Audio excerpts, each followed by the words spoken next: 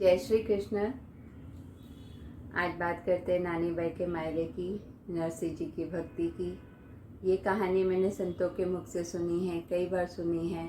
तो सोचती हूँ तो ऐसा भक्त, ऐसी भक्ति और ऐसा मायरा न कभी सुना न कभी देखा। भक्त ऐसा कि भगवान उसका हर काम करने के लिए तैयार हैं। जो वो बोलते हैं वो करने के लिए तैयार हो जाते हैं, क्योंकि भक्ति में भी पूर्ण समर्पण है, अहंकार नहीं है। और भगवान के साथ एक रिश्ता है, पिता पुत्र का है, बहन भाई का। जैसे नानी बहन ने उनको अपना धर्म का भाई बनाया, इस तरह के रिश्ते हैं। तो भगवान वो सारे रिश्ते की जो जिम्मेदारी होती है वो पूरी करते जाते हैं।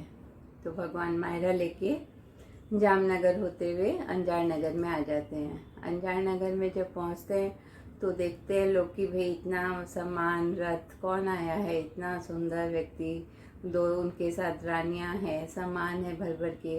तो भगवान जब पूछ रहे थे किसी से कि भाई श्रीरंग जी का घर किधर है, तो किससे पूछते हैं? नानी बाई के देवर से ही। तो वो बोलता है कि भाई वो तो मेरे पिताजी हैं, आपको किससे मिलना है? बोले उनके यहाँ नरसिंह जी आए हुए हैं। बोला हाँ आए हुए हैं। बोला उन्हीं से मिलना है, उन्होंने इतना सामान मंगाया, ये सामान उन्हें देने आया हूँ। तो बोला आप कौन है? बोला मैं तो उनका मुनीम हूँ, सेवक हूँ। तो वो आश्चर्य से देखने लगता है। बोले ऐसे क्यों देख रहे हो, उनके तो मेरे जैसे बहुत सेवक है। तो बहुत अच्छी बात है। फिर सोचता है ठीक है, इतना सामान आएगा तो अपने घर ही बता देता है उनको पता कि भाई आप इधर जाइए, ये है घर उनका। तो भगवान उधर जाते हैं जहाँ पे नरसिंह जी को रुकाया जाता है, गौशाला में। वहाँ की गाय इतनी खुश हो गई कि उनके गोपाल आ गए, और नरसिंह जी खुश हैं, धन्य हैं कि भगवान आ गए हैं। नानी बाई आती हैं दौड़ती हुई, भाई के गले भी मिलती हैं, शिकायत भी करती हैं, रोती भी हैं खुशी के मारे। कहती भाई तुम आ गए, बहुत अच्छी बात है, लेकिन इतनी देरी क्यों की? पता है मुझे मेरे ससुराल में कितने ताने सुनने मिले।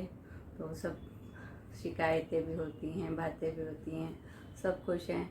फिर नानी बाई के ससुराल पक्ष वाले कोई ऐसा स्वागत नहीं करते हैं भगवान का। जब भगवान उनके घर पे जाते हैं तो धरती अपने आप थोड़ी ऊपर हो जाती कि भगवान के लिए सिंहासन बना दी, और उस पर फिर भगवान विराजते हैं राधा जी और रुक्मणी जी के साथ। तो भगवान ने जो नानी बाई की सासू माँ ने पहले एक लिस्ट दी थी कि भाई मायरे में ये सामान चाहिए, तो भगवान वो सारा सामान उसकी सासू माँ को दे देते हैं। उसमें 25 मन रोली, सुपारी, कलेवा, मेवा, सबके कपड़े, और साथ में 2 सोने की ईंट भी देते। उन्होंने तो लिखा था भाटा दे देना, ऐसे ईंट।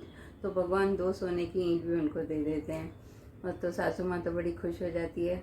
लेकिन जैसे इतना मिलता है तो लालच भर जाता है कि उनको बोलते हैं ठीक है, ये तो मैंने लिस्ट दी थी, अभी एक लिस्ट और है, उसका आपको बता देते सामान। वो लिस्ट दे देती कि भाई सबके गहने, सबके कपड़े मिलने में, सोने के सिक्के, और जो सूरत से बारात आएगी उनके सभी के कपड़े, इस तरह से। और जो नानी बाई का पतिदेव है उनका नाम है परशुराम, उनके लिए तो सब जड़ाऊ गहने ही चाहिए, और नानी बाई का तो पूरा श्रृंगार चाहिए क्योंकि वो तो आपकी बहन है। इस तरह से सब हो रहा था। सब लिस्ट दे दी, भगवान उसी हिसाब से उनको सब देते जा रहे थे। जब मिलनी देनी शुरू की तो सुबह से शाम हो गई, क्योंकि सभी जन आ रहे थे, सभी नानी बाई के रिश्तेदार बन रहे थे कि भाई हम तो इनके ससुराल पक्ष के हैं। तो भगवान ने कहा कि भाई लक्ष्मी जी से कहा, रुक्मणी जी से कहा कि भाई आप ऐसा कीजिए, आज जो भी अंजार वासी है उनकी सब विशेष पूरी हो जाए, उनकी सब इच्छाएं पूरी हो जाएं। तो बोले ठीक है। ऐसा ही हुआ, सबकी जो इच्छा थी उस दिन सब पूरी हो गई। तो जो साधु संत थे नरसिंह जी के साथ, वो देख नहीं सकते थे। तो उनके मन में भी ये आया कि मुझे, हम लोगों को वो दृष्टि मिल जाए कि हम भगवान के दर्शन कर सकें। तो ऐसा ही होता है, उन्हें वो दृष्टि मिलती है, वो देख सकते हैं, भगवान के दर्शन करते हैं और धन्य हो जाते हैं। जो लोग हीरे जवाहरत में अटके हुए थे उन्होंने तो भगवान के दर्शन करे और उनको सब कुछ ही मिल गया। उसके बाद सब देख रही है रुक्मणी जी की, इतना कुछ होने के बाद भी नानी बाई की सासू जी थोड़ी रूठी हुई सी हैं। तो रुक्मणी जी अपने गले का हार उनको पहना देती हैं तो बड़ी खुश हो जाती हैं। इस तरह से राधा जी, रुक्मणी जी, बहुत सारे गहने उन सबको, उनकी ननद को, जेठानी, देवरानी, सबको पहनाती है, सब बड़ी खुश हो जाती हैं। ऐसा जो देवर था वो कहता है कि भाई भाभी मुझे माफ़ करना, मैं तो आपको चिढ़ा रहा था। और जो ससुर जी थे वो भगवान से भी हाथ जोड़ते हैं कि भाई कहीं कुछ गलती हो गई तो उसके लिए क्षमा चाहता हूँ। इस तरह से सब मैंने अपनी गलती कहाँ हुई वो भी समझ में आ रहा है। और कहते कि मुझे पता होता है कि भाई नरसिंह जी इतना मायरा भरेंगे तो मैं उन्हें महल में अपनी हवेली में रुकाता, उन्हें क्यों गौशाला में रुकाता। इस तरह से सब बातें हो रही है।